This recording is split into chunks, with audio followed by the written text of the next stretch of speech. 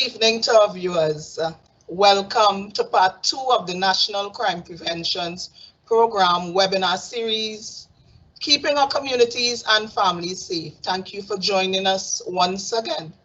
This is the first of 3 sessions in our second series. The other sessions will be on Thursday the 23rd and Tuesday the 28th of July. If, however, you are interested in viewing the sessions from phase 1, they are available on our YouTube platform at NCPP T&T. I am Major Cheryl Richardson, retired, the National Coordinator of the National Crime Prevention Program.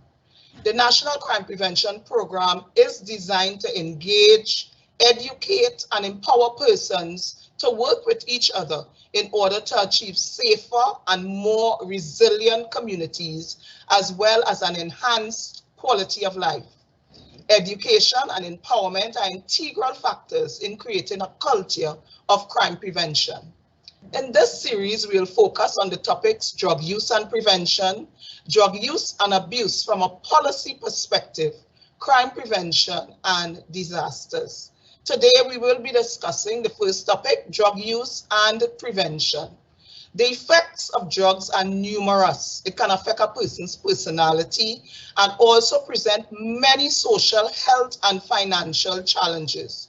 Drug use can influence crimes of various natures. In addition, drug addiction can have a negative impact on an individual, their family, and the community. Having mentioned these effects, which can destroy one's life, it is important to note that this topic deserves special attention, as drug use is a nationwide issue affecting every strata of society. To provide more information on this topic, our very competent and knowledgeable presenters, Mrs. Lyra Thompson Hollingsworth, Mr. Gart Sinclair, and Ms. Natasha Nunez. Mrs. Lyra Thompson Hollingsworth is the National Coordinator for the National Alcohol and Drug Abuse Prevention Program, commonly called NADAP, from the Ministry of Health. She's a drug reduction professional with over a decade worth of experience, particularly as it relates to substance use prevention. She holds a master's degree in sociology. Additionally, she has been trained in advanced addiction studies and other relevant areas, including case management, treatment and rehabilitation, and research methodology in addiction. Her contribution to this evening discussion is extremely vital.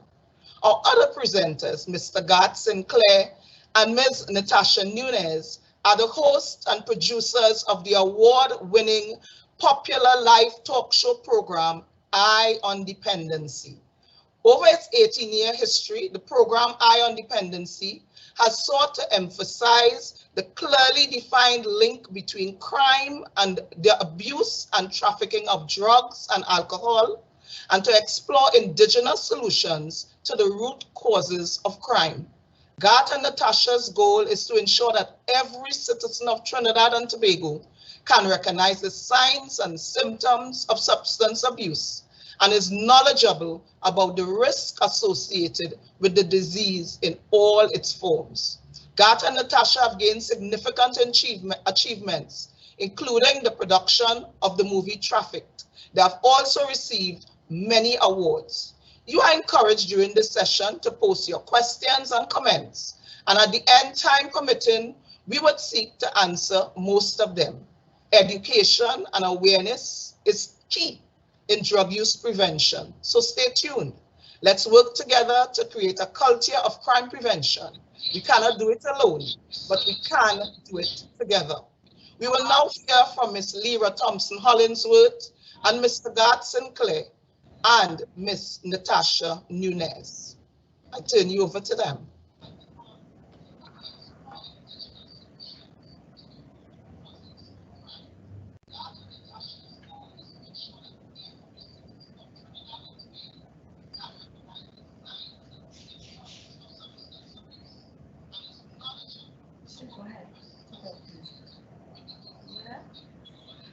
Hi, good afternoon, good evening, everyone. I am Lyra Thompson Hollingsworth. I'm the coordinator of the National Alcohol and Drug Abuse Prevention Program, Ministry of Health. I'm Natasha Nunez, and this is God Sinclair, and we are the hosts and producers of the radio program Ion Dependency. And we are really happy to be here this evening to be part of this very important initiative put on by the National Security Ministry and of course, the crime prevention program. But just to begin, I'll just let you all know a little bit who NADAP is.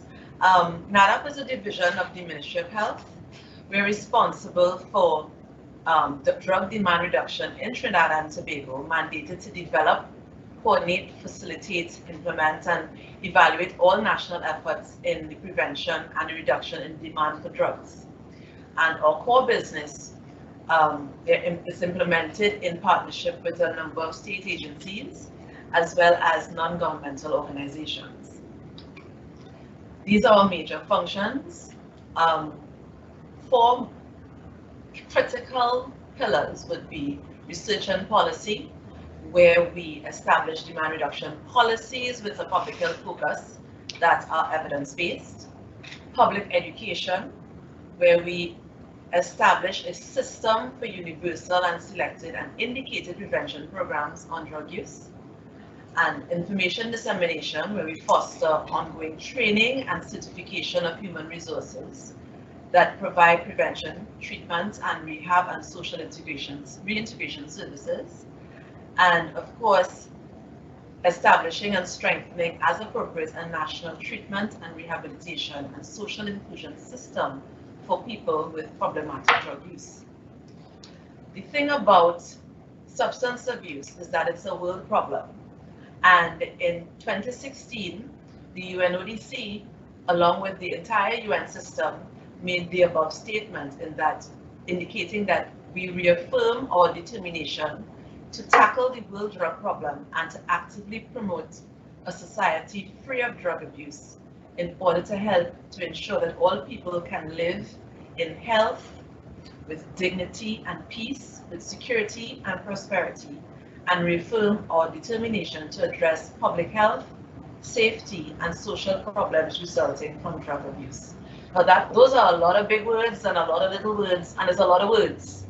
But really and truly what it means is that what we're trying to promote by promoting a healthy lifestyle and staying away from substance use, what we would accomplish would be less mental health problems, less violent behavior, less delinquency, less risky sexual behaviors, and even better school performance for our young people. So I would begin today with what is a drug, just to make the state very clear, just state very clearly that we're on the same page. A drug is any substance, of course with the exception of food and water, which when taken into the body alters the body's function either physically or psychologically. And drugs may be legal, for example, alcohol, caffeine, or tobacco, or illegal, such as cannabis, ecstasy, cocaine, or heroin. And there are many reasons why people take drugs, or why young people sometimes decide to experiment with drugs. They do it to fit in, they do it to rebel, they do it to escape, sometimes mere curiosity. It might be just experimentation. It could be the current environment where everyone's saying it's okay, and even the legislative environment is saying it's okay, and they decide to try it.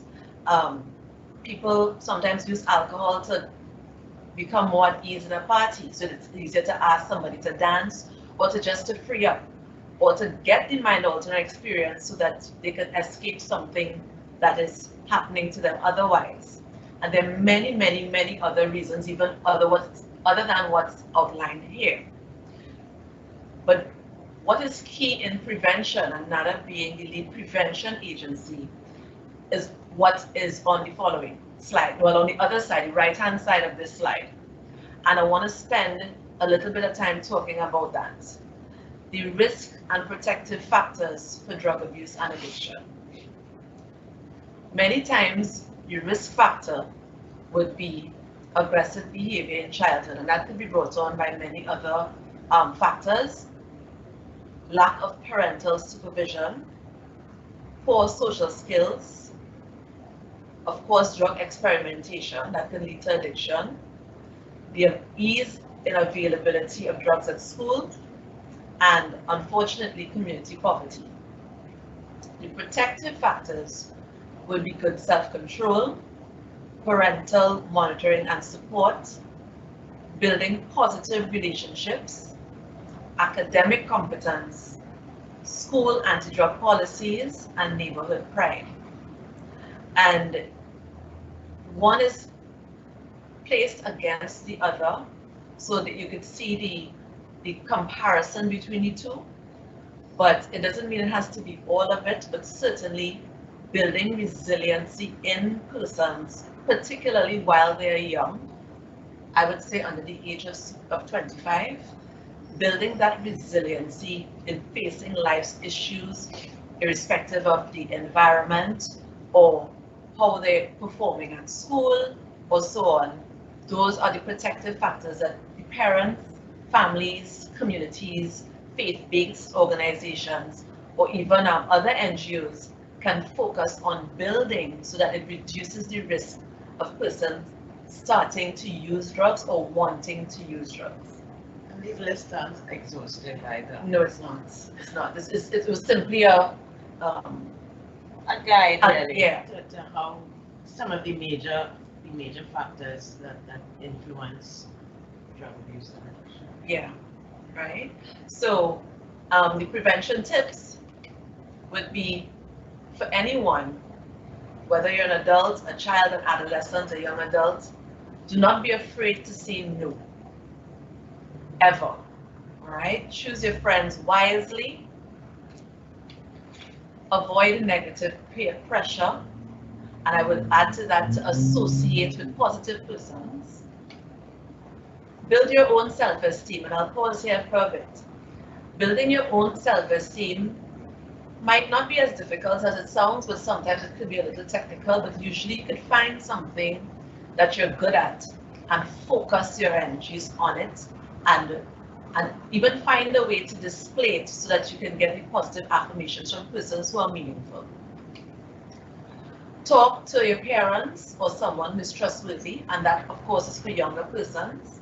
For older persons, find a mentor or someone, and of course someone who is trustworthy, so that you can share your feelings with or share experiences with, so that you'll be guided along the right path. Get educated on the negative effects of drugs, and of course that forms a big part of what we do at the agency. Ask for help. There's nothing wrong with asking for help from someone. Exercise. Yes, wake up at 4:30 every morning like Mr. God. Right. And exercise. And get involved in sports or other extracurricular activities. I like to add here the theater arts or even the musical arts. Yes. You know, getting involved in something that makes you feel good, and especially when you're really good at it, it can really help you focus and take your mind off of other things that may be leading towards negative behaviors. Right? And this is the end of my part of the presentation, but I'll hand you over to Garth and Natasha, who will give you a more practical, on-the-ground feel of what it is really like out there with the kinds of drugs that are available, and what your friends and colleagues will be encouraging you to use, and why it would be the wiser choice to stay away from them. Oh yeah. Right, so our presentation is going to focus on, as Lyra said, some of these substances that are most popular, most frequently used in Trinidad and Tobago, and as she mentioned as well in your presentation about the negative effects of these drugs, the impact on your brain and your body. So, Right. Lovely. So, Look at you. All right, folks. So, thank you very much. And once again, it's a pleasure for us to be here. I'm Garth Sinclair, and just to add more color to this event, I'm a recovering addict. I think to be more politically correct now, we use a recovering person. And some people ask the question, well, why do you all refer to yourselves as recovering addicts? And well, I was addicted to a substance, and which is my drug of choice was crack cocaine. It's not something that I'm proud of that it because it took me on a journey that I still remember to this day.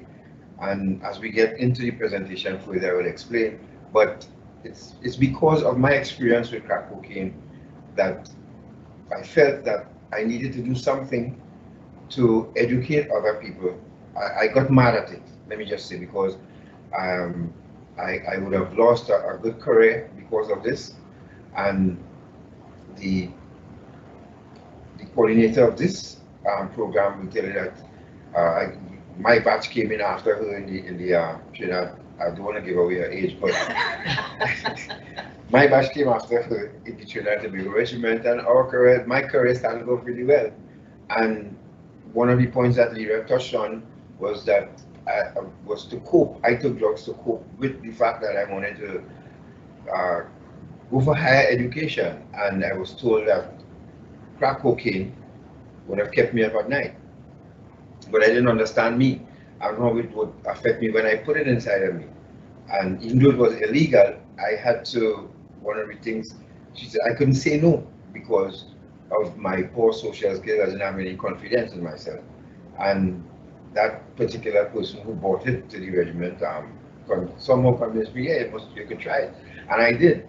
And when I tried it, well, everything just went from day to night, let me just say. And so this, being a part of this panel, being a part of this discussion in support of the crime prevention program, I'm really happy to do that and to reach another platform. And so up on one of these, Lyra spoke about cigarettes and the legal drugs, and what we have on the screen here now are legal drugs and popular among teens, and now that the most commonly used form of tobacco among youth. And it started in the US and it got to Trinidad and Tobago. So much so that youngsters was able to go and buy these vape pens to use. And it's easy, and the availability, the ads, the flavors, the colors, everything is very attractive. They make it attractive, especially to young people. And for those of you who want to, say, well, okay, it's an excuse, well, I'm not smoking cigarettes anymore, but I'm using the vape. And have you ever seen someone using a vape pen? You can fill this room with one puff of smoke. And so I couldn't understand how that was safer than a normal cigarette. But yeah, it's being marketed as a safer alternative to the yes, cigarette, which yes. is, I mean, we're now finding that a lot of young people who are using vape pens are being admitted to hospital with lung infections and with respiratory illness. So yes. Because they really don't understand fully yet how the mechanism that is used in the vape pen, how it metabolizes the nicotine, the substance that they use to that is burnt or heated, how that impacts on the human body. So it is really a device that, yes, it's actually used as a cessation product as well. I'm sure you're aware. It is promoted as a cessation product, but it isn't, because there are legitimate cessation clinics in Trinidad and Tobago, and it cannot possibly be for the purpose of cessation because it has even more nicotine in it than the cigarettes. And the addictive property in tobacco is the nicotine, so it wouldn't. There you go. It's not going to help you. It's not going to help you to relieve yourself of the addiction to nicotine. That's the idea. And added to which, it's very versatile because you can actually remove the nicotine and switch that with cannabis oil. We could replace it with cannabis oil, and you see the devices below. As I said, if you as a parent see that device in your child's bag, you might think it's a flash drive, or you think it's a flash drive, or yes, or a pen. It looks something similar to this, and you say, well, then mommy, daddy, that's a pen, and they're none the wiser. So parents now, you have to get yourself up with these devices, because every time you think you nailed it here, they come up with something else to attract your children. So remember, this is not safe as it's touted to be. I think in some countries they've already started banning these devices. So please be very aware of the dangers of this, and this gives you an opportunity now to do more research for yourself. And don't just take our word for it, you do your research. All right, so we go to the next slide. And another popular drug is alcohol. It's a depressant. Another one of the legal ones. Yes, another one of the legal drugs. And just last week we touched on this very product, Yes. you know, and we went into detail about the dangers of it. And by far the most widely consumed substance among teenagers. As you can see, the age, and this was a survey done in Trinidad and Tobago, not so? Across the Caribbean. Across the Caribbean, sorry, right? Including Trinidad and Tobago. Yes. Average age of first use, 12 years old. Now, this is not made up because I've done sessions in primary schools before, and children at the age of 11, 12, when I asked the question, how many of you here use alcohol already? And these young people are so enthusiastic. The entire class put their hands up. Sir, me. And I was looking at the teacher and the principal like, do they understand that you, first of all, you all know this? No, well, everybody looking at me very oblivious. I'm saying, but this is not fun. This is not a joke. This is wrong. First of all, we grew up hearing that alcohol is good for the worms. Well, I did my own research and realized that worms don't drink. So parents now who want to give children alcohol for the worms, and to just put them to sleep as yes, well. Then. worms don't drink. Yeah. They don't like alcohol. So what you're doing actually is preparing your child for drug use, and it will damage their brains from very early, for one. Introducing a toxin into their system. Parents, we cannot do business as usual any longer, and giving your child alcohol at a very early age is very dangerous. And when you're not at home, we don't lock our alcohol, we don't secure alcohol here, right? We're like, you go to any home and see alcohol under lock and key. It's always accessible. And the way both parents are working, sometimes children get home before them, or children have enough time now to mess with alcohol. And you don't want, you see the prevalence, 76%. That means 76% of the children who were surveyed had used alcohol at least once in the past year or year before the survey was conducted. So right. It is a prevalent drug. And I just want you to touch a little bit on how alcohol in particular, because it's legal, because it's accessible, and because of the relationship that we have towards it, because of how it's ingrained into our culture, our carnival culture, our fetid culture, that we would protest for extended hours. Yes. And how that impacts on the family. Because almost every time we hear about a domestic violence situation, we hear that the abuser is an alcoholic or he is real drink. But then you also hear on the other hand, he real nice when he's sober, you know. When he drink. Yes, we always hear that, and we get the phone calls from time to time with people begging for help.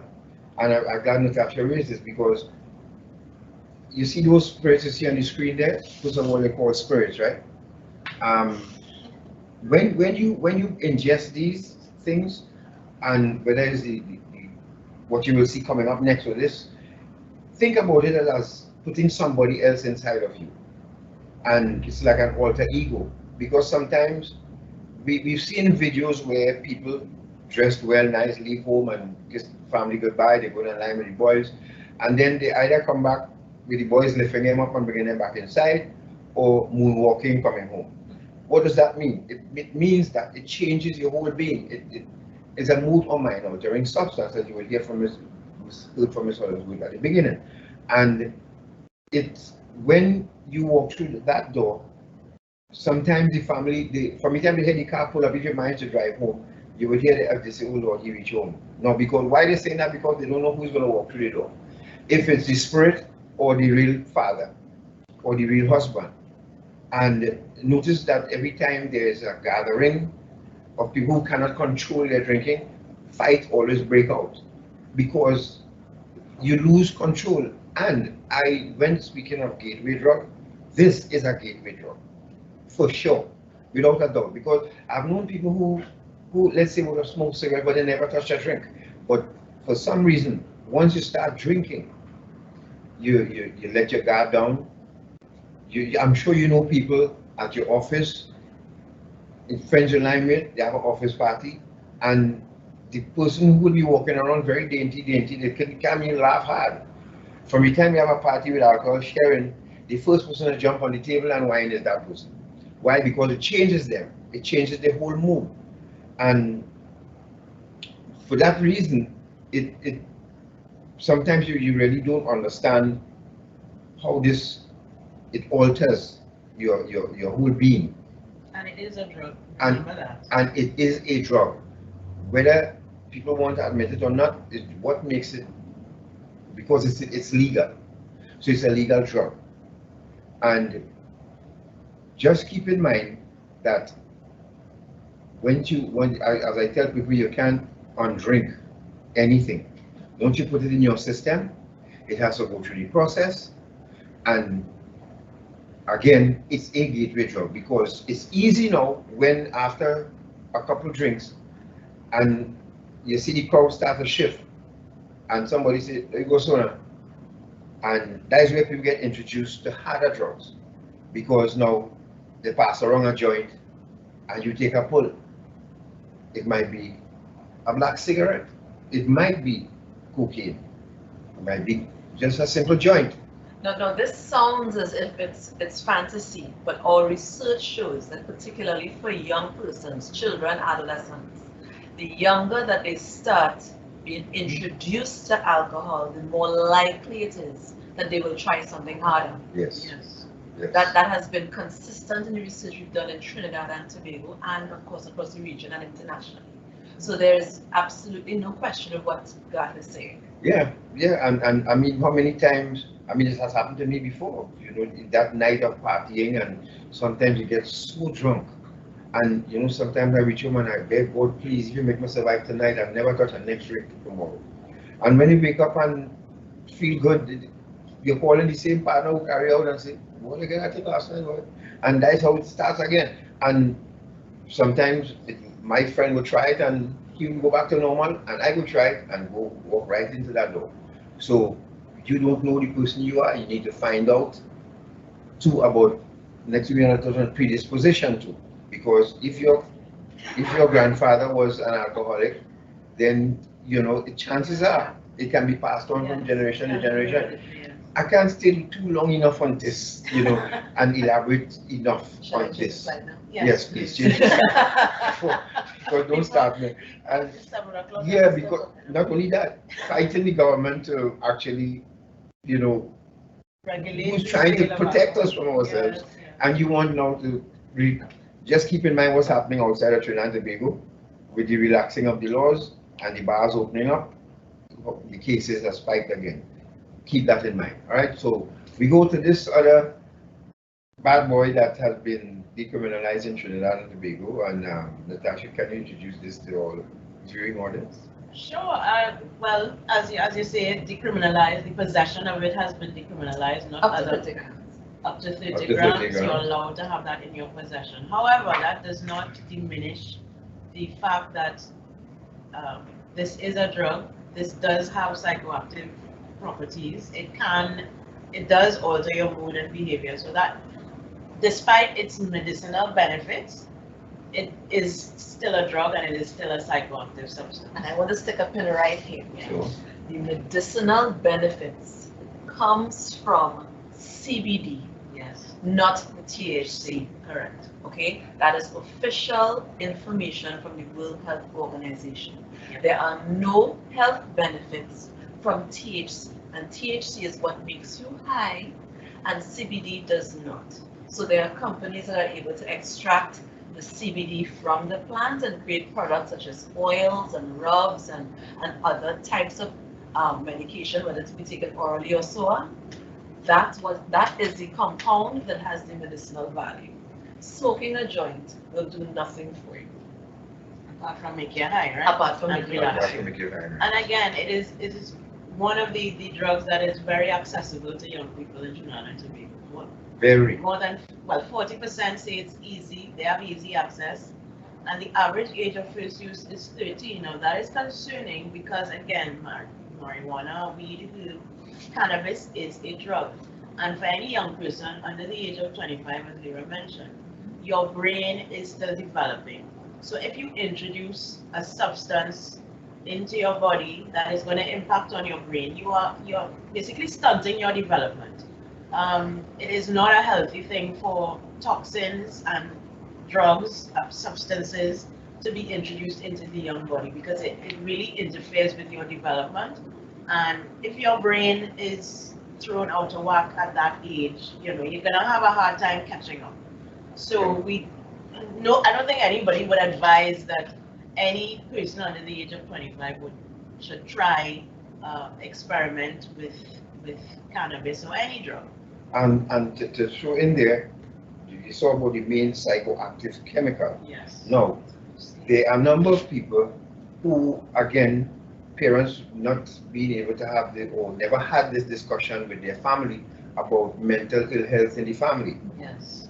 And some people tend to think, well, somebody put a spirit on the boy because he was good all the time and because he just smoked weed, he don't smoke nothing else. And they were right, because they went to advised drug testing and they realized it's just cannabis he's using.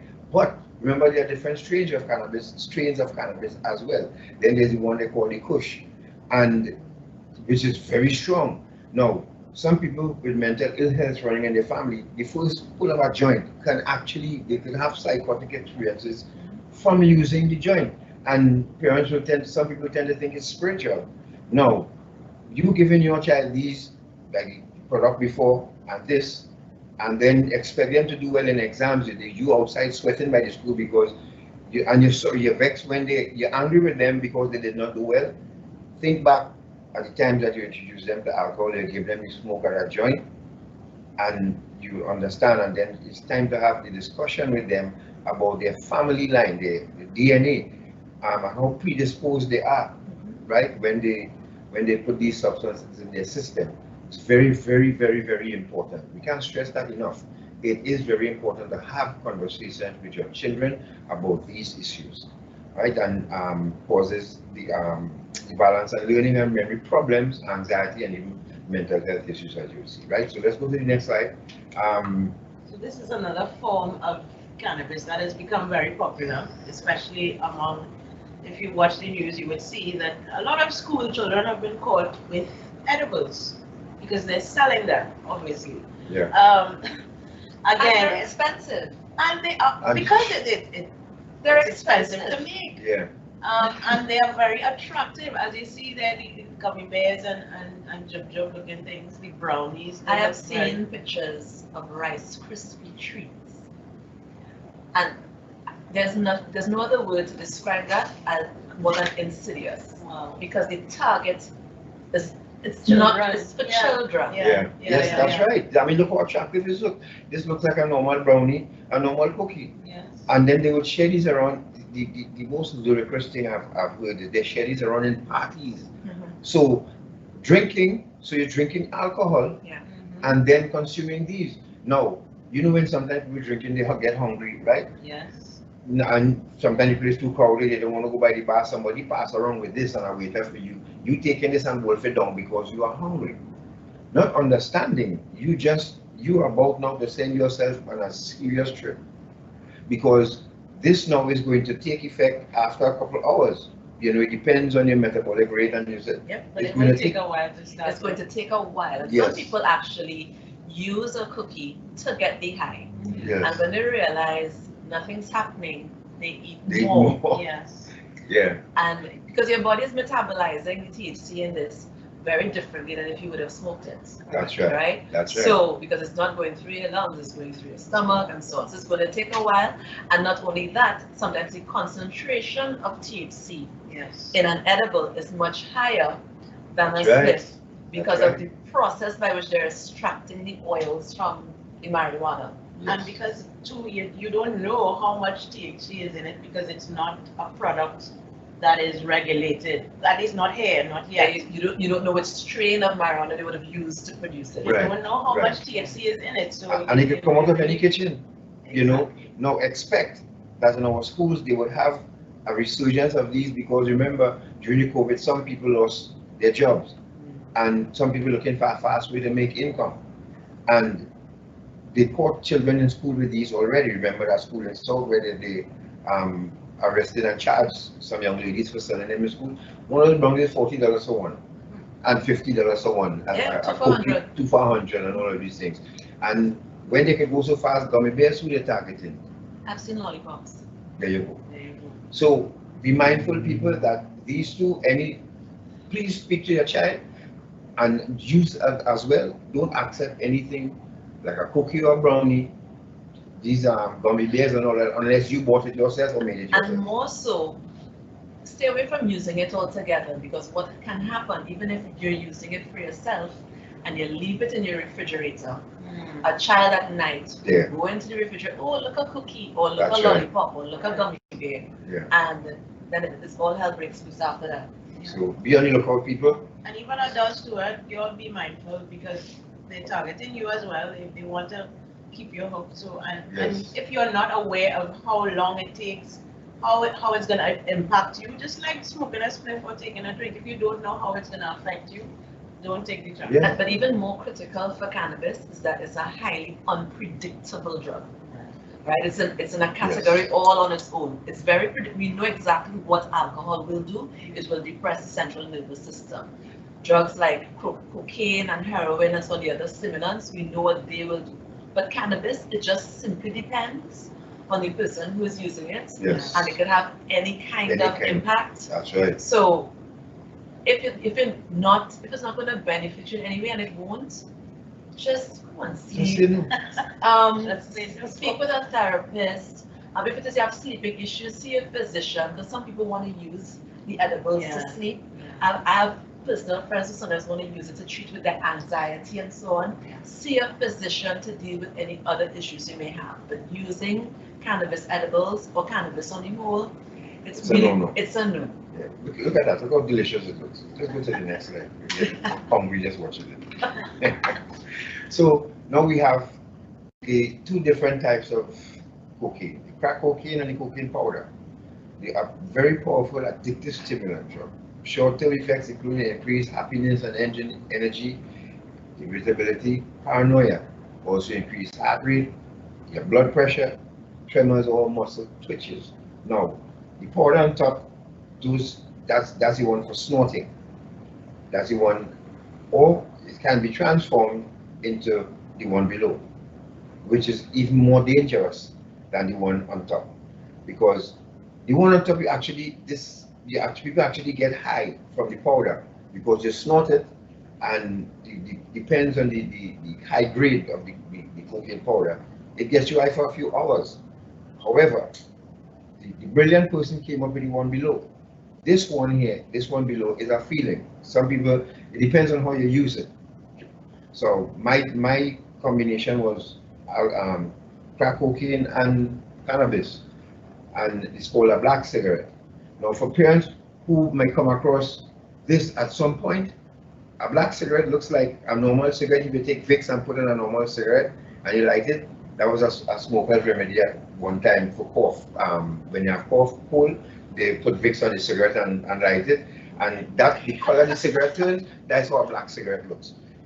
The one below was my nemesis, and it's a feeling that lasts from 10 to 15 seconds. You enjoy that while using it. Once I'm done, I have to get up and go look for more. It's a dangerous drug. It is still available, and I mean, just like every other thing else, you just need to stay away from it. You don't need it, because this is what I thought that kept me up at night to study. It kept me up to use more. Keep that in mind.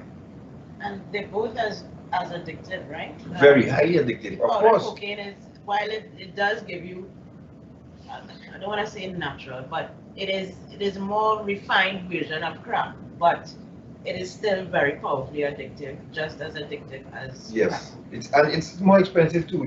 Yes. The big shots use that one on top. Yes, Powder. you You see have to that be able line to there? afford You have to be able to afford that. powder. One of those lines probably is about, let's say, $2,000.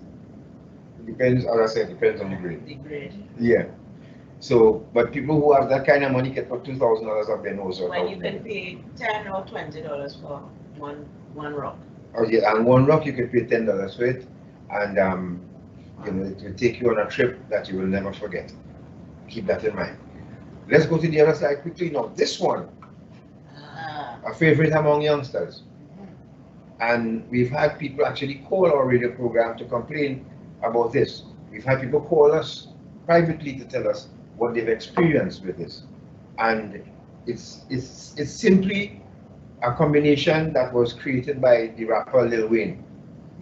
Yes. It's called Well, not created by him, but No, he popularized popularized it, use, sorry, yes. He popularized the concoction of cough syrup with codeine or DXM and soft drink and or hard candy. So whether it's Skittles or whatever, you mix them together and you stir it up, and at least 4 schools in Trinidad and Tobago already spoke of the experience with this. And the children will come to school with us right now. Police searches a child or security search a child and see a bottle of cough syrup in the bag. I'll be cool. You can't doubt them. But now we have to be more aware. Pharmacists must be more aware. People at drugstores sell over-the-counter drugs. You have to be, maybe you might have to go to regulating the sale, how much bottle of cough syrup you can actually buy. Because a pharmacist actually called us and told us that there's a pharmacist from St. Joseph called us and told us that he actually witnessed children coming in, and he was concerned enough to call us Right. in uniform, buying 4 and 5 bottles of cough syrup. That's already fine. There was one. Yeah. Yeah. And in other countries, it's already regulated that you cannot purchase more than, because there are other over-the-counter drugs like Tylenol and all, and Sudafed and all of these drugs. That can be used to make methamphetamine. That's well. right. So this, I think that probably falls in Yeah. that category. So parents, you have to be very careful about your medicine cabinet now. Your medicine cabinet, you have to imagine that. You have to pay attention to your medicine cabinet and monitor the drugs in your medicine cabinet. Because sometimes you buy tablets and because you're ill and you get better, you leave them there. You leave the cough syrup there because you're not coughing anymore. And then your child can be enticed to take that and bring it to school and mix this combination. And it's easy to overdose on it because it's very sweet. So children can throw back, and it's used to children when they're going to take exams and all of that. Somebody convinced them that it would, you know, but if you Google Lil Wayne and see how we speak right now, you'll understand how dangerous this is. Let's go to the next slide, please. Yeah, and of course, I'm so happy to hear the guests that will be here next week. Of course, you'll hear about that at the end, but they will go into more detail about these synthetic drugs. I'm sure Nadab would have had the research done on this too as well. And It's emerging, and what happened is that there's an early warning system, and I'm sure the guests to follow in the following session yes, will address it more in detail. Yes, but there's an early warning system in Trinidad and Tobago that is looking closely at new and emerging trends in drugs so that we can address it accordingly. Yes, but we've heard and we've got calls about these drugs available in our universities, especially. They're selling them at schools and universities. Yes, they are available. I almost freaked out when one of the guests who will be here next week from the forensic, they told us that what was intercepted from a mass band actually ordered these online to give to his masqueraders. Why? Because they are stimulants and they keep people going. But again, you don't know how it will affect you or your child. No, you see this in your child bag. You remember they had Smarties or Sweeties that look like that? Yeah. Right. You're very lazy. That's all right. But yeah, this was available in tablet form, you know, and it looked really pretty and, you know, attractive, really attractive. So you see that in your child bag, you wouldn't bat an eyelid because you tell yourself it's a sweet. Don't take it and be very well aware of what this can do. So our final slide would be, I always try to use this photograph here, these two pictures, so that we can do a comparison of one's life on substance abuse. The picture on to our left, that's me when I was a young soldier. That was my first independence parade. I was a very proud soldier. But, and this is very important, people. The picture on the right is not a selfie. The picture on the right was taken by a prison officer, which means I spent 6 months in prison because of me messing with crack cocaine. Nobody wakes up one day and decides that I am doing well now and I'm going to try crack cocaine to throw away my career. Nobody does that. It happens because you ingest it for some reason, and it takes you on a journey, as I said about the alcohol and other drugs. Once I put that in my system, I was no longer me. I was now listening to somebody else inside of me. This is what these substances will do to you. It will be speaking with you, and nobody else will hear that voice. And as a result of that, I ended up with a conviction.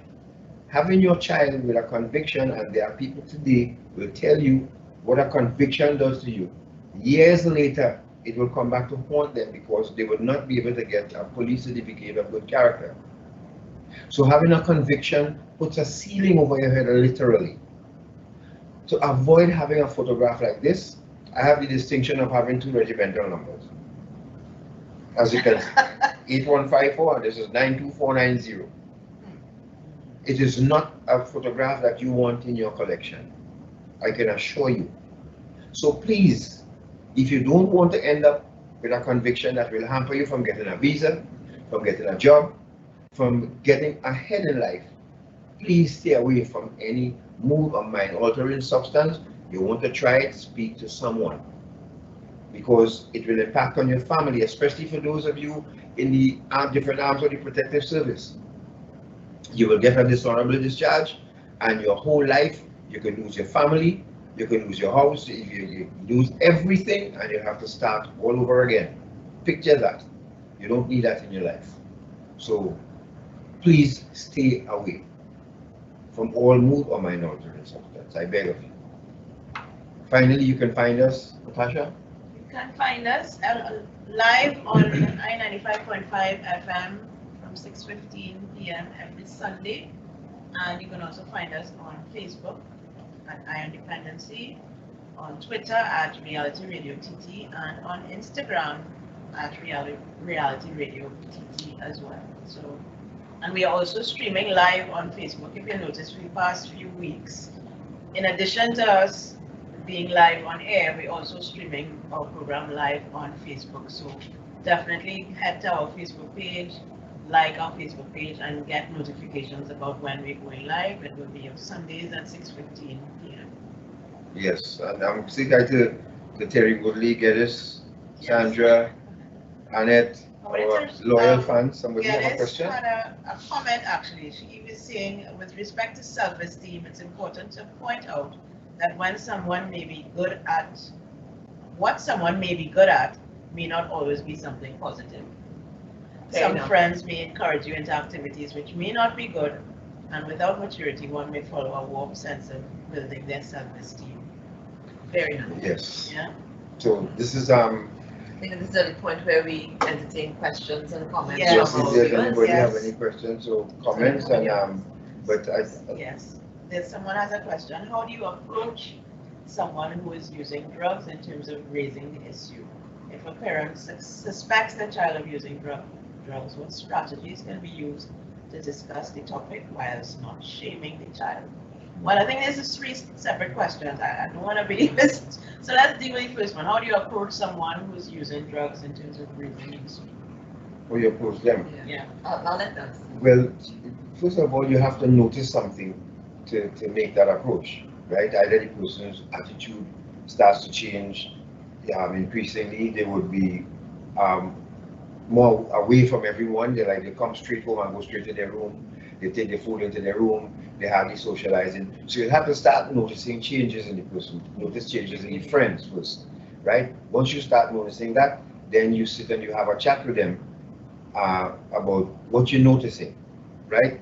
And if you're still not convinced, the magic trick here for me, I always say, is that, okay, I trust you, honey, I trust you, son, but just for my relaxation, because this gets very expensive going on the road if it gets out of hand, because it could be gambling too, right? It could. So yes. What you can do is ask for a urine sample and take it to get it tested, because you still have a suspicion. Now, if the child or that partner of you, Mr. Partner, say starts to rebel or starts to push back, then something. If that child is not using, they will willingly give you that urine sample without a fuss.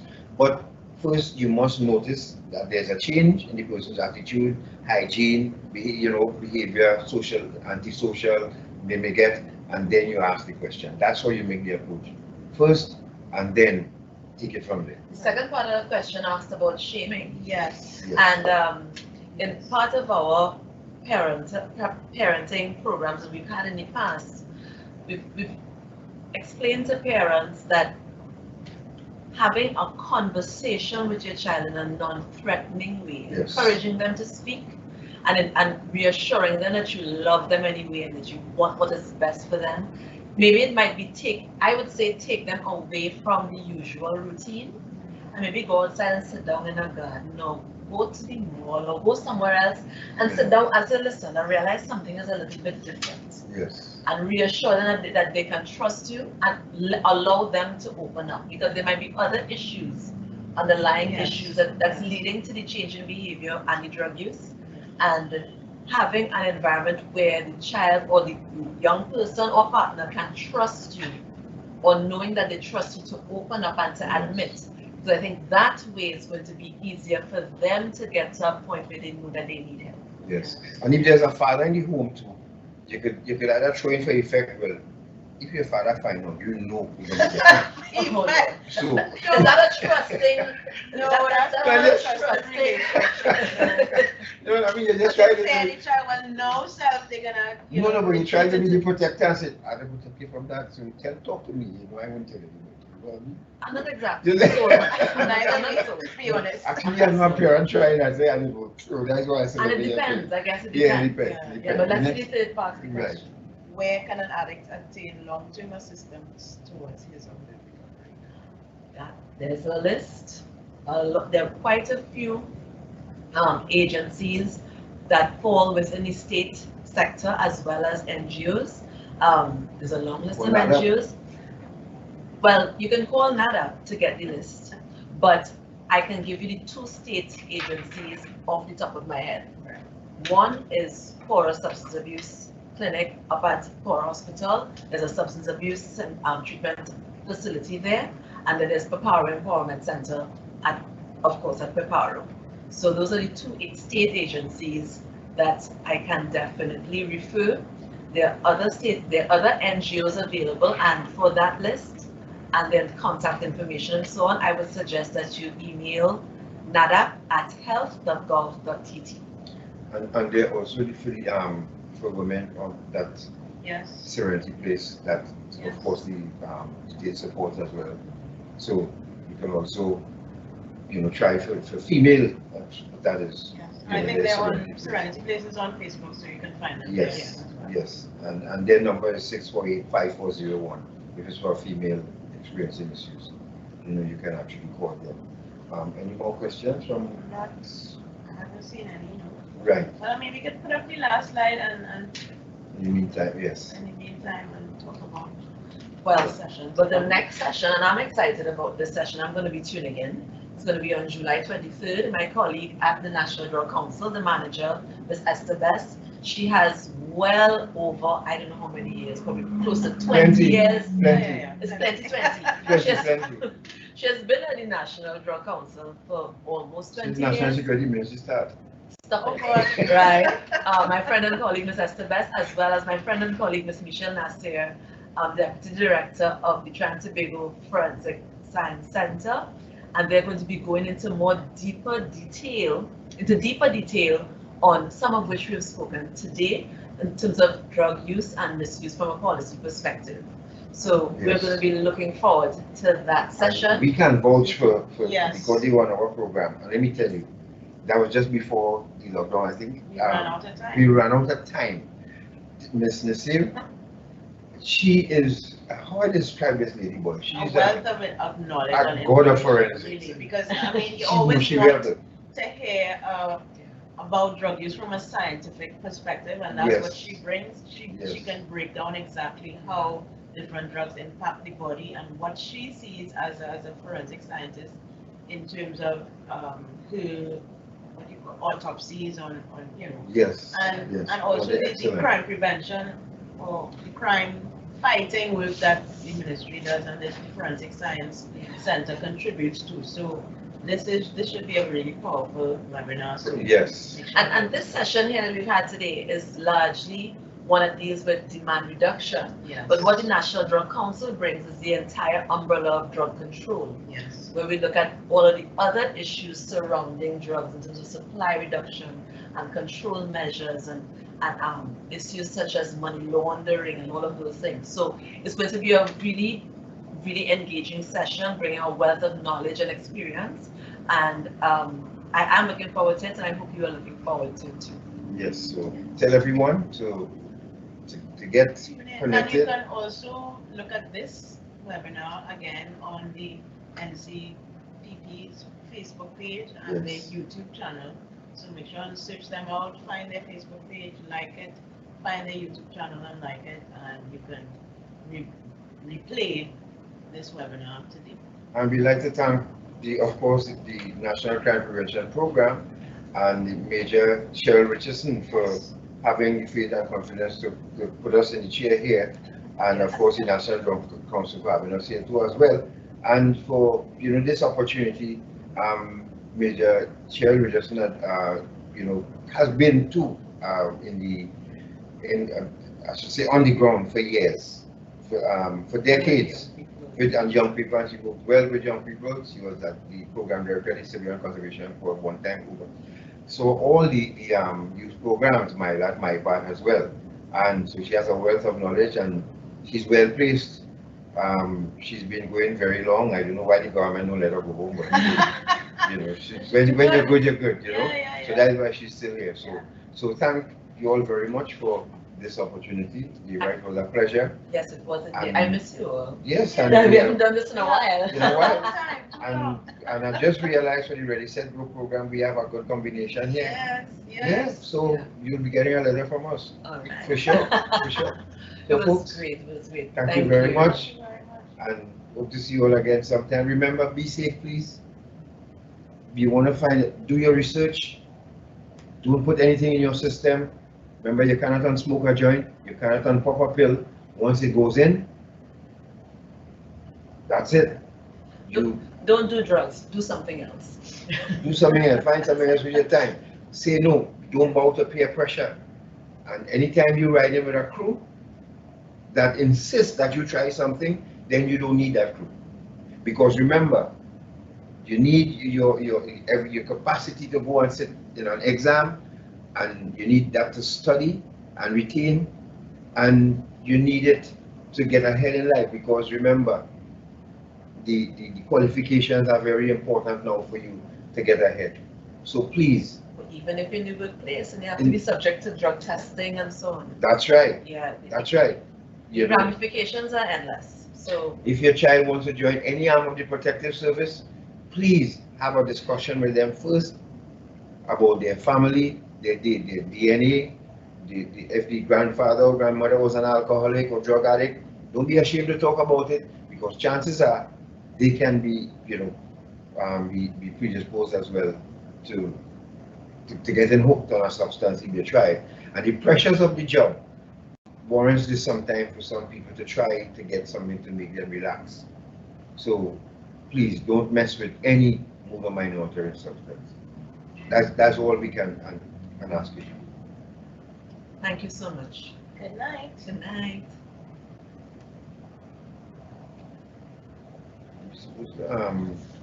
Sorry, I don't know which.